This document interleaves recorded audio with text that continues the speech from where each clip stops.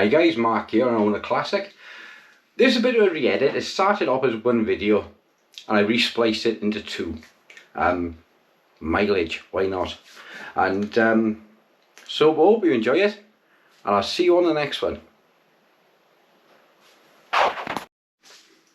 Hi guys, Mark here, I own a classic. Going to get with the next unboxing now. In fact, it's going to be a double unboxing because the one I'm incredibly intrigued by, because one of the stamps is a 10.5p stamp. Now I haven't seen a half-pen stamp in over 35 years, so this one's got my curiosity piqued a little bit as to what's inside.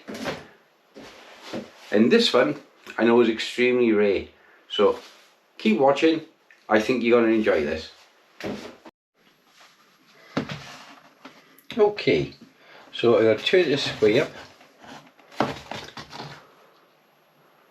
From a friend, Darlington. Okay. Let's have a look here.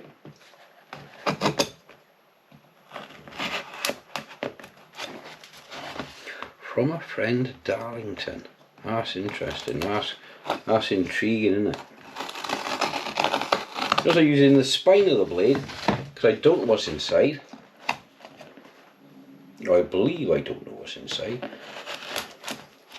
I don't come in too far, just in case.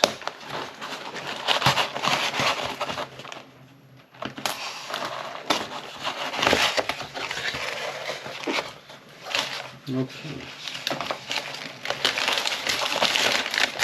Oh, now look at this now.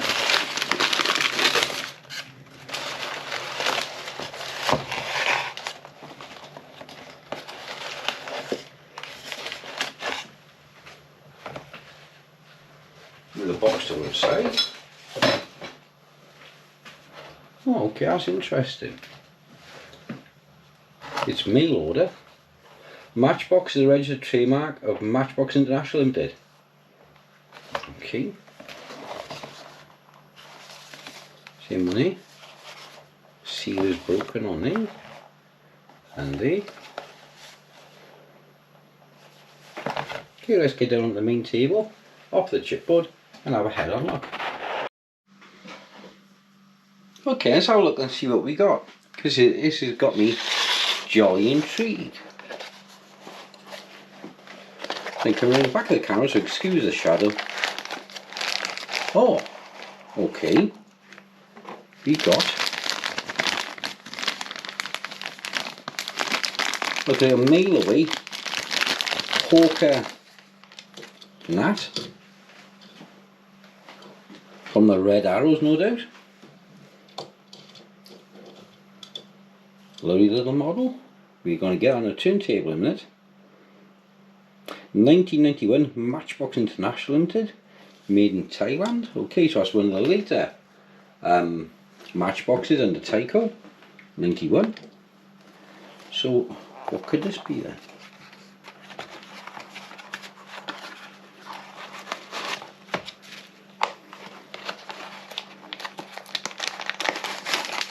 Oh, it looks like it's still sealed. No, it's not. There's the far end. Okay, we've got a trailer.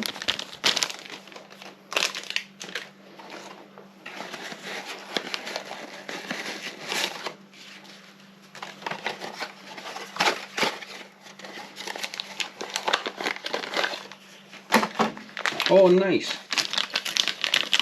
There's a DAF 3300.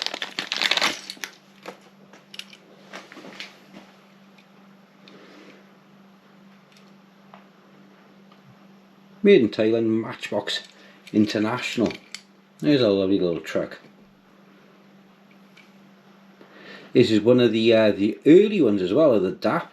You can see here, which you will see better when I switch lenses to my max lens.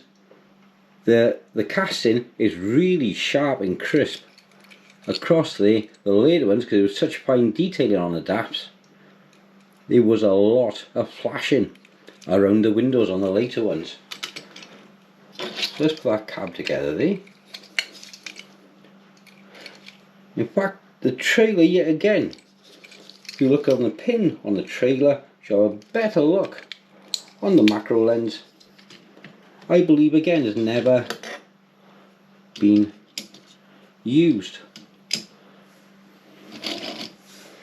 Lovely, let's get on the turntable, let's have a look. Okay guys, so I know what the set is, I'm familiar with it. It was from around 1991, 1992. The second Gulf War, sorry, the first Gulf War was about to start.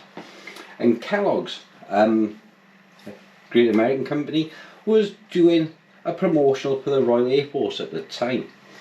BAE Systems Hawker, that was the training plane for the RAF at the time. I think it's still the first generation jet trainer today, albeit on a Mark III, I think now Mark IV, and a lot more advanced than this was back at the time with analog controls. But as we look at this Matchbox edition, it's in the later RAF colours of the red arrows, being slightly different deco on the wings and the fuselage. But nonetheless, she's still a very clean, crisp model of the BAE Systems Hawk. Some of the Matchbox planes at the time wasn't particularly good, if I remember. In fact, some of it was quite rather gaudy and, how can I put this politely, a pretty pathetic paint job. Alright, let's have a look at the truck now, which we always know Matchbox done exceptionally well. First up, I'll be looking at the trailer. Nothing exceptional. It was the standard low bed trailer with this plastic frame over the top. It was also used with the police helicopter on later series. I think with a boat launch as well. I'm not sure guys, if you know better, message in the comments below. But the trailer first seen light of day in the 900 series, and I think it was on the Leyland cab, which they call the articulated lorry, with the boat on the trailer. So that would be the first appearance of this trailer back in 1978, I believe. Only modifications they'd done to the trailer was changed from a T-peg to a post, and everything else is exactly the same as the trailer first appeared in 1978. And this actual mould, this diecast mould, went on until about 2004, I believe. A very long serving Lesney product, and in lots of different guises, like in the long haul body, it's used the same chassis with just a different top half on. You can, in fact, in one of the videos we can do a comparison of some of the trailers. Okay, so we're going to look now. One last look on the table, and we're going to look to the DAF cab.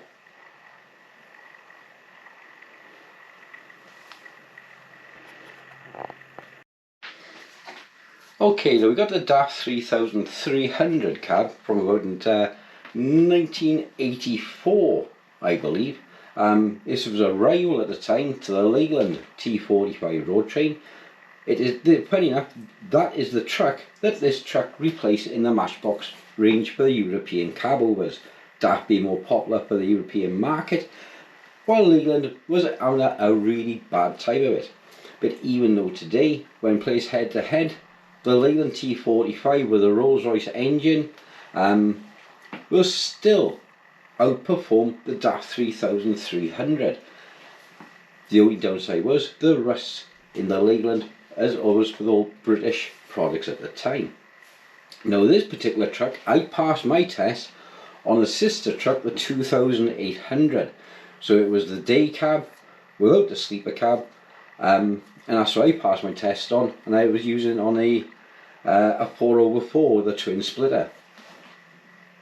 So the most of the trucks today are fully automatic or semi-automatic. There's still a few of us old drivers which still rely on a 6-shift and a 16-speed gearbox, and I still think is a far superior system to any of these auto tragics that's on the road today. You have far better hill control, and this particular truck, I can remember driving one of these up over Airship Hill up in Gloucester, and I was doing a run for Dairy Crest, and by the time I got to the top, I got through 3 radiators climbing the hill, and it was going back 2000, something like that.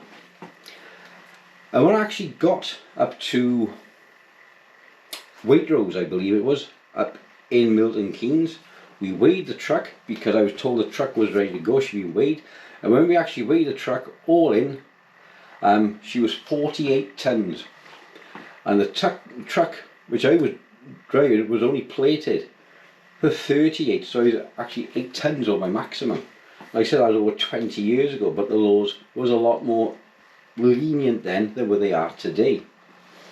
Unfortunately, the truck I had shortly after that was actually cut up, and it was a nice truck. I enjoyed using it.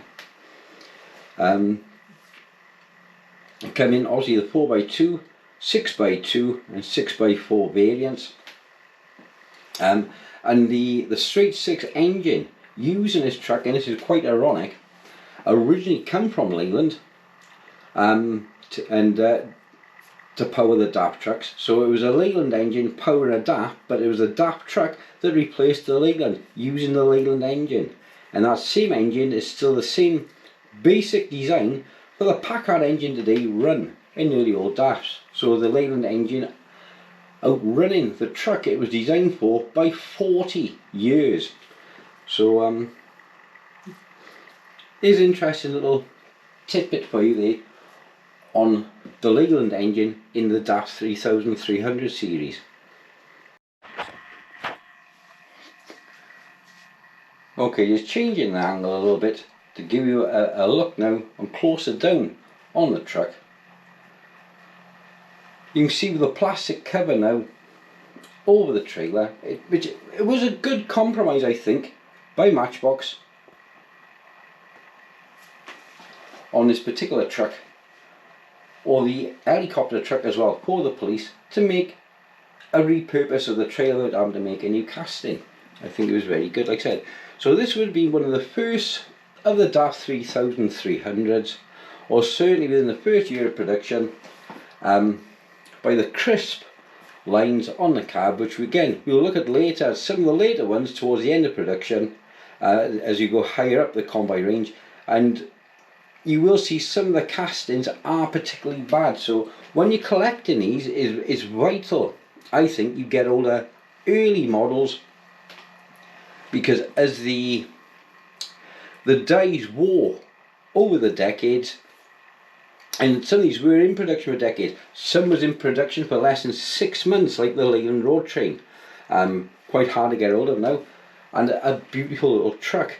And I'm actually going to be doing a makeover on one of the Leyland Road Trains, fitting it with one of the new trailers, new set of wheels. I got one of the new rigs ready to chop up to do it, so keep watching for that, and do a T45 makeover on a road train. Hiya guys, so I hope you enjoyed this little unboxing. It did start off as one video, and I decided to split it into 2. Because figures is figures at the end of the day. I won't lie, I thought, oh, I could get an extra video to this. So thanks for watching. The other video will be straight after this, after I've done a bit of editing, and I'll see you on the next one, which will be on CY2, the Convoy Rocket series. And I say series because there are about 5 variations of the Convoy Rocket. The original, the Tyco,